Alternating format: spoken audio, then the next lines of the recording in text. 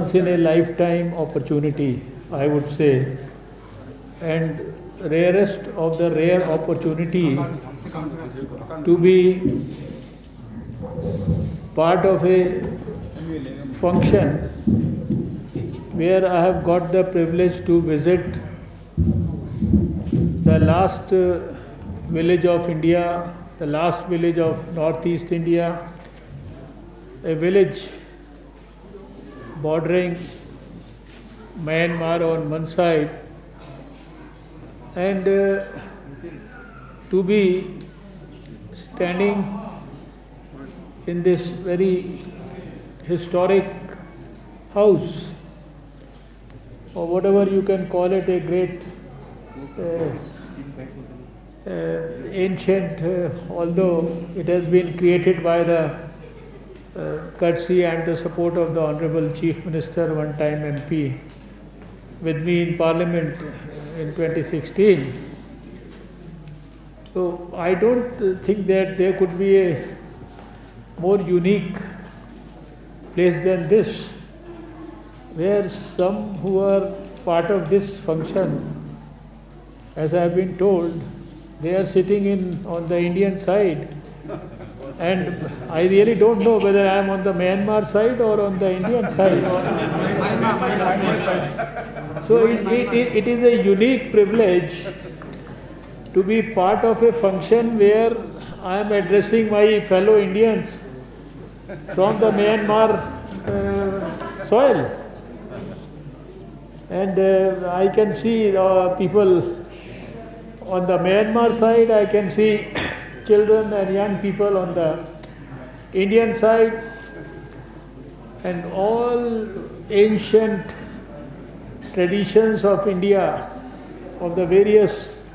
tribes and the various types of cultures, preserved so beautifully over the ages, and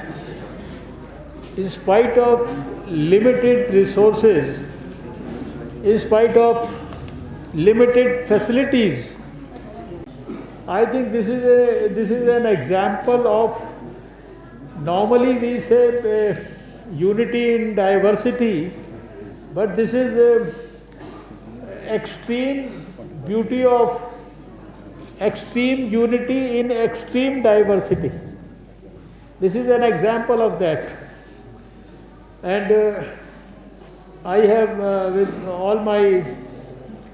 heart and my sentiments behind me, I would love to express my gratitude to the chairman, to the king, and to all the inhabitants of this particular place, particularly the young children. I would like to pray to God to shower His blessings for these children, and I would only pray for your good health, for your prosperity, and especially for those who are protecting that local guards. I would certainly convey your feelings to the Honorable Home Minister of India, as has been conveyed to me regarding your upgradation. I have gone through this representation that has been handed over to me just now. I will request the Health Minister of Nagaland to make a proposal about what they want. They are not asking for heaven. They are asking for very trivial upgradation. So, look at the space, and I will also convey to the Health Secretary, and whatever support is needed from the central government, we are there to provide all that support. You make the proposal, send it to us. We will see that the people of this Longwa village, they are benefited, their health, their education, their nutrition, their environment, whatever it requires for improvement, upgradation, and of course